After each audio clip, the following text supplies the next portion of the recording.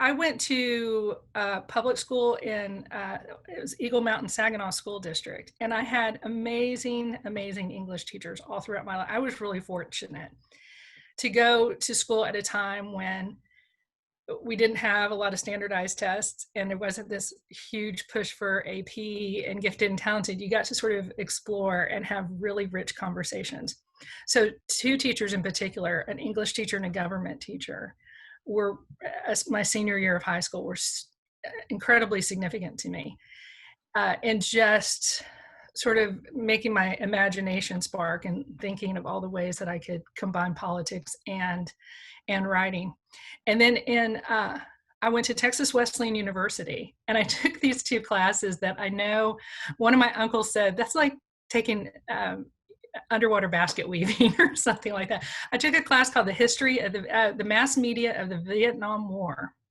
I took another class called the history of rock and roll, which was a humanities class based on the music, the politics, the news reporting, and economics. It was a really interesting. We did a lot of discussion about race and appropriation, and the class on the mass media of the Vietnam War was very significant to me in terms of showing how to dig for a story. So when and then I went into graduate work at University of Texas at Arlington and studied urban affairs. And I got all through my coursework, but didn't quite finish my thesis because I got a job in Miami. And when I got to Miami, it was really interesting because all of a sudden I had no designs of definitely going to Miami.